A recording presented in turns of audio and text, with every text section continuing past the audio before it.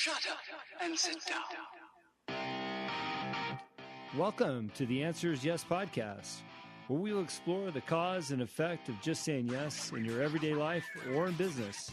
I will dig into topics that are not just stimulating, but will challenge you to be better in everything you do.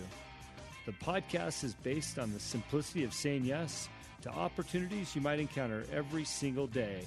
I'm your host, Jim Riley. Join me in my first series titled Blue Collar Redefined. Hello and welcome to the Answer Yes podcast. Thanks for tuning in. We're off to another great week. I'm up here in Salinas, California. You know, I got to give a little shout out to the people out in the fields working. I don't think we give enough credit for where our lettuce and vegetables come from. I've been driving around the farms up here, and it just fascinates me by the hardworking people in Northern California bringing produce to our tables. And I know that might sound a little bit corny and weird, but they really are wonderful people, and this is a great valley if you haven't visited it. So take the time to figure it all out. I'm up here working out of Monterey, in and out of Salinas, having a great time in my consulting business. We have officially launched my new website. It is Live Life Driven. If you want to learn more about me or how to get in touch with me, you can go to livelifedriven.com, and be happy to hear from you. My email's on there, phone number's on there. Go and check it out. Well, it's interesting. The guest that I've selected this week is a big part of my life and has been for many, many years as a friend, as a fellow racer, and also as the producer of my podcast. And what's interesting about having my guest on today is the fact that I've had 3 calls this week on how to do podcasts, where to get podcasts started at, what equipment to use. And today I have Jim Beaver on the line on the show. Jim, what's happening? Oh, not too much, man. It's been a crazy ride so far for me in May. I've been in Indianapolis for the big race there. Been at Charlotte for the General Tire race. Getting ready to film a commercial later today. Got to go to Vegas next week, and then off to Crandon, Wisconsin. So I don't know. It's kind of a roller coaster, man. I'm in this big travel binge right now. Yeah, man. You are podcast extraordinaire in the off-road truck racing industry, and God knows what else you've been picking up. Like you just said, you're doing a commercial later today. I'm so fascinated by your career path and where you've been. And it's funny because you're so close to me. We spend a lot of time on the phone together. We've known each other for so long, and I just hadn't pulled the trigger on asking you to be on my show. And by the way, I know I've been on your show several times.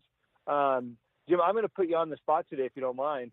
I'll go for it, man. I'm all good with that. Well, you know, it took another friend to suggest, like, hey, how come you don't have Jim on the show? And like I said in the intro, that what's ironic is that I'd asked you to be on the show, and I've literally had 3 people this week asking me about podcasts. And I'm going to get to that later in the interview. But I want to know where things started for you, because I've known you in the off-road world, and I also understand that your family owns a car dealership out in Parker, Arizona. Can you tell us about your early beginnings? Was the car dealership your first job, or what was your first job, and how did it all start for you? Yeah, it's kind of an interesting start. Like I grew up, my family's actually got a Ford dealership. It's been here for over 100 years. Legit 100 years. We had our 100-year anniversary a few years ago. So we're the second oldest Ford dealer in the state of Arizona, and one of I don't know, there's probably a couple hundred maybe on the East Coast or in the Detroit area that's older than us, but probably we're up there in the oldest dealerships in the country, at least the top 5%, I'd say. So, the career path there, like obviously my great-grandpa started the dealership. My grandpa was a dealer. My dad was a dealer. I actually went to school when I graduated college to Ford School back in Detroit to be a dealer principal, and I've been through all the training and everything like that. And I love cars. I love the auto industry, but I've always liked racing and motorsport. And, it's one of those things where I went to work after I graduated, all that for my dad, and kind of working my way up to be a Ford dealer. And logical choice would have been like, hey, take the 6-figure income being a Ford dealer. Right. But honestly, it was one of those where my heart wasn't quite there. And, I'd done actually the local AM radio station. I'd done a lot of commercials for our Ford dealership, just voicing commercials and things like that. And so, I was doing those commercials, and the guy goes at the radio station, goes, "Man, you got a pretty good voice for radio." And I was like, "Yeah, whatever." Didn't think too much of it. And then we were in the same fantasy football league, and he goes, he's like, he's just a football fanatic. He's like, "We ought to do a fantasy football show on the local AM station, for 30 minutes once a week." And he's like, "During football season, are you in?" I'm like, "Yeah, I'll come on and do fantasy football with you." So me and the owner of the station were there just shooting the bull doing fantasy football. Well, football season wrapped up, and, I'm sitting there and, I'm going, well, that was actually kind of fun. I had a good time doing that, and I'm like, how the hell do I get into, doing this radio stuff more often? Well, the local AM station wasn't, they're not just going to throw me on air with a show or something. So I started looking into online radio and podcasting and, and a bunch of stuff like that, we're talking back in like 2010, 2011. It was in its infancy, Jim. I mean, it was like people had heard of podcasting, but it wasn't, you know what I mean? People they weren't investing in it. There's a few people listening and stuff like that. So I started looking into it, and, I found this site that made it really easy to do things and take call-in guests and things like that. So I was like, well, I was an off-road racer at the time, been off-road racing forever. And at that point in time, sponsors, it was hard to get financial sponsors in off-road. And I started looking around, and I'm like, I bet if I had a radio show and people were listening to me talk about off-road, it'd be easier to get, sponsors for my race program. And so honestly, it wasn't like I was going to make a career shift or anything at that point. So I kind of go in and, I started looking at things. I go to Walmart, and I'm like, I don't know what I need. So I go and buy one of these Skype headsets for like $39.99. It was the nicest Skype headset they had, and I'm like, all right, you plugged it into my computer. I'm like, all right, we're going to do radio here. And I was smart then. I didn't name it a podcast. I named it radio, and we actually have always aired live, even though people think we're a podcast. Now we're in national syndication and stuff. But I named it radio instead of podcast because I figured at that point in time it was easier to explain a radio show than a podcast because people didn't know what it was, and it might be easier to get sponsors with something named radio, even though they're very similar to the same thing. So, Hey, Jim. Yeah. Jim, I'm going to stop you right there, okay? Yeah. Because I'm not going to let you give up all the juice so early in this interview. That's why we do a 30-minute show. So, and my listeners know that I do this now because you have an incredible story. But my mouth is still in awe and open wide over the fact that you said 5 minutes ago that you guys have a Ford dealership that's been around for 100 years. Yeah, it's kind of crazy. I mean, you can't just roll past that and keep going off into the podcast world. What is it like for you and your family to have a Ford dealership that's been around for 100 years? Because there's not a lot of things that have been around that long. But how big Ford is, the iconic nature of that brand, and the fact that you guys have one of the older ones has got to be a special deal, not only within your family, but within the Ford family, right? Yeah, I know we've had, especially around our 100th anniversary, had some people from Ford corporate kind of come out and help us celebrate and things like that. And I think the one thing that that works is that we're at a small town, and it generally in a small town you've got a few staples, right? You look in the Midwest of the small towns, there's always a Ford and a Chevy dealership, and Parker's no different. Where you look around the country and there's certain staples, you know what I mean, and you've got. There's always that one coffee shop that's a staple. You've got a Ford dealership that's a staple. There's always a staple, and it seems like Ford has become, iconic, and Chevrolet for that matter, just in small communities around this country.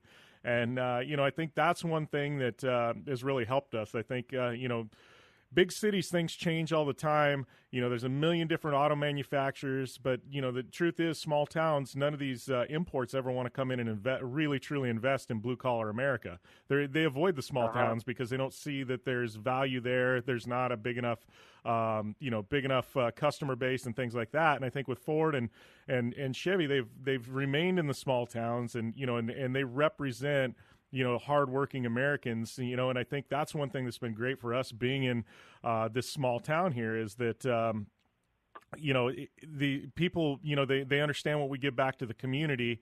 We're here. We've been a staple. We give back. And I mean, we've got families that have been buying from us from 60, 70 years, just generation after generation buys here. And, and I think that's it. It's just repeat customers and things like that, and I think that's, it's one of those too. You go and buy a car at a big city, and those people there to make profit, pure and simple. They're going to go and they're going to make as absolute much money as possible from you, because truth is, the guy that's selling you the car, or the girl that's selling you the car, they never have to look you in the eye again.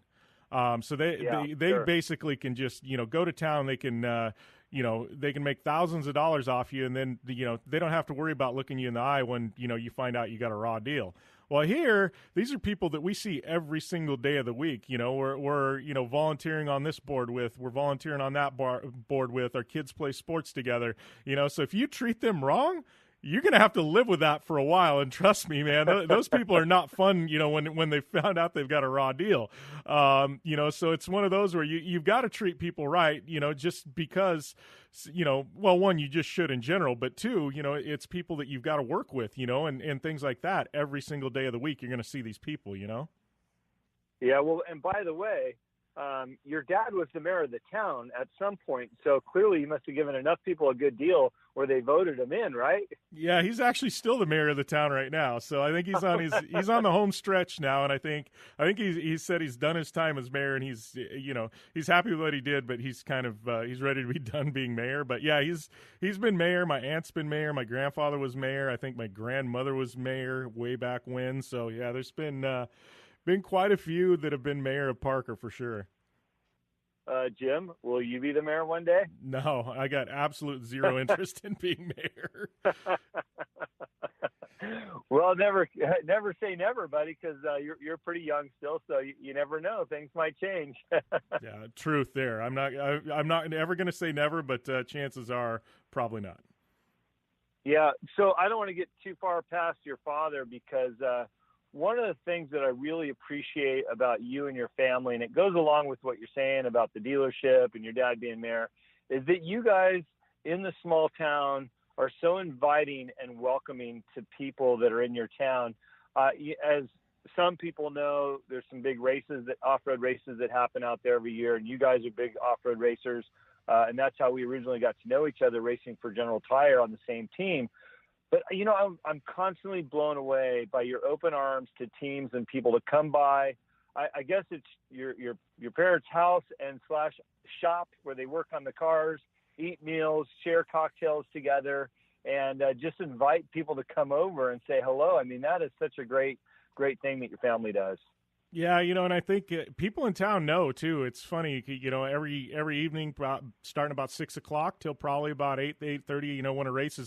When a race is around, things are a little, go a little bit longer. But every evening, my dad's out in the shop for probably 2 hours. Sometimes he's just watching the Diamondbacks baseball game, and other times we're wrenching away, or he's tinkering or something like that. But I mean, we've always got a steady flow of people coming in and out, and it's kind of funny. It's become almost like a gathering spot, and but yeah, it's just one of those where I've always grown up that way, and it's kind of like in Baja, you always, no one left behind. You see somebody that needs help in Baja, and you're out in the middle of nowhere. What do? You pull over and you help them out, and I think we've kind of felt that way about Parker too, and the race community and anybody, it's you don't, I don't know, karma, it's all about karma, right? Good karma, it gives you good karma back, and I think it's, that's kind of just the way we've approached things, we've always had open arms to just about everybody. And, and I know it's paid dividends for us too. I mean, geez, just earlier this year, we've, my good friend Craig Scanlon, with Foil Parts, he's got a UTV program, and I blew an engine in our Razor, and it was one of those, like, I'm 2 weeks from a race, and Polaris had engines on back order, and Craig Scanlon goes, "Here's an engine, Jimmy," and who gives somebody a race engine? Nobody. But yeah, Craig's like, "Dude, you've done so much for us. Here's a race engine. Just go and run it." And it was like, wow. It's crazy. It's like, but it's one of those where I think goodwill, I guess, gets you goodwill back and things like that. But, I think it's also on a human level, I think all of us as humans can just do better, Yeah, I don't disagree with you on that one. And by the way, if you happen to be in Parker and find yourself in Jim's garage over there, the old timers, it's almost like the barber shop where you got the old timers talking shit about the young guys working on their cars and how they should be doing it, and the remember when stories, the amount of wisdom and also the egging on to drink some whiskey with